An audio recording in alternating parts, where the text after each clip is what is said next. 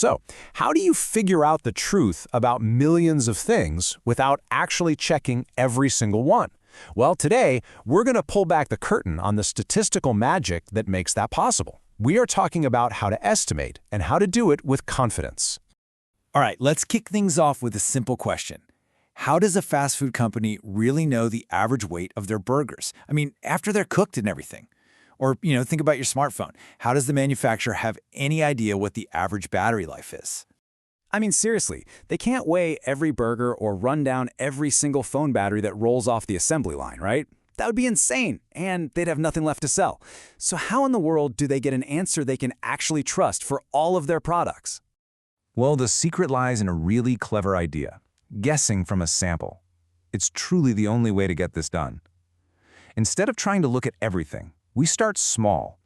We look at a manageable little group called a random sample, and we use that to stand in for the whole shebang. It's a pretty simple idea when you think about it, but it's so powerful. We take the information from that one tiny sample to make a really good, educated guess about the entire population. Basically, we're trading this impossible dream of absolute certainty for a smart, data-driven estimate that actually works in the real world. Okay, so when we take that sample and we analyze it, we usually boil all that information down to just one single number. This number becomes our best possible guess for the real answer. And in the world of statistics, this little number has a special name. To make this whole thing really concrete, let's use a great example from our source material. Picture this. You've got this giant container, and it's filled with thousands and thousands of beads of all different colors. Your job?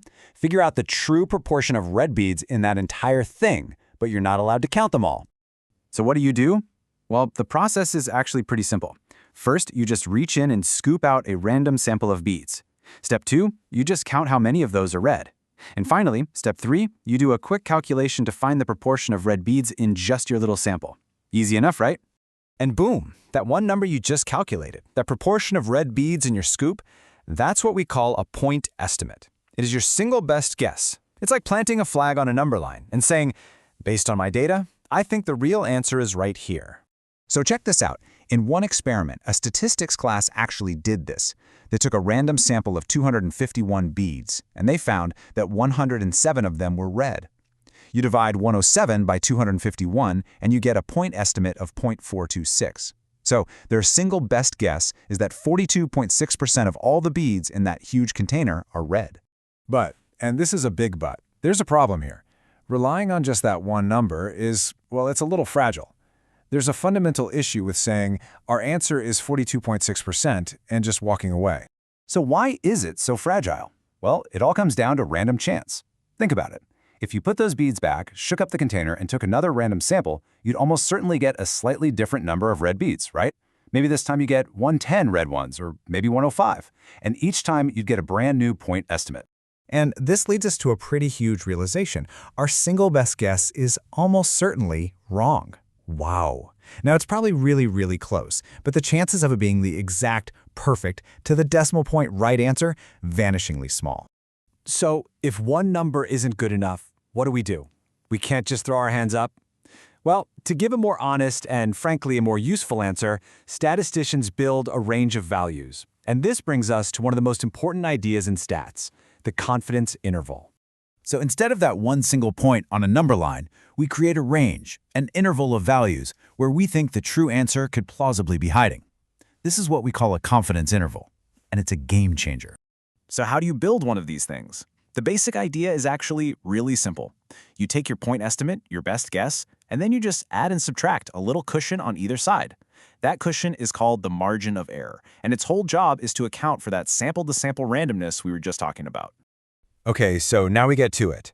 This is probably the most misunderstood part of this entire topic. What does the word confidence in confidence interval actually mean?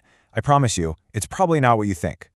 You've heard this a million times, right? You're watching the news and they say a political poll shows a candidate has 48% of the vote with a 3% margin of error and they're 95% confident.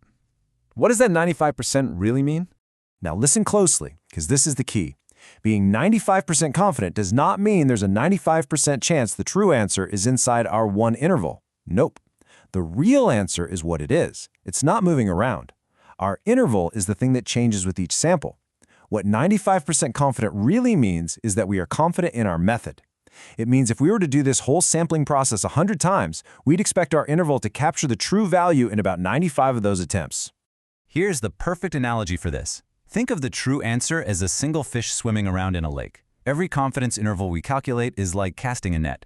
Now, a 95% confidence level means we've chosen a really good net, a net that's successful at catching the fish 95% of the times we cast it. But any single time we throw our net in the water, we might catch the fish or we might miss. Our confidence is in the quality of the net, not in any one particular cast. And you know what the best part is? You don't have to be some math genius to calculate all this stuff. Statisticians have all sorts of software and tools that do the heavy lifting for us. The important thing, your job, is to understand the concept so you can look at the results and know what they actually mean.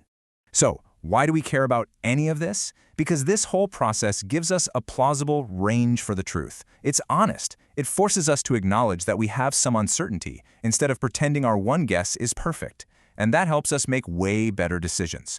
And trust me, once you know what to look for, you'll see this everywhere. Political polls, new medical studies, quality control at a factory, everywhere. So let's just recap the journey we went on. We started with a single, kind of fragile guess, that point estimate. And we moved to something way more powerful and way more honest, a confident range of possibilities. It's about being precise about just how uncertain we are. So I've got a challenge for you. The next time you're watching the news or reading an article and you see a poll number, I want you to ignore that big, flashy number for a second. Instead, look for the fine print. Look for that margin of error. Now that you know what it really means, does that headline still tell the whole story? Or is the truth a little more interesting and a little less certain?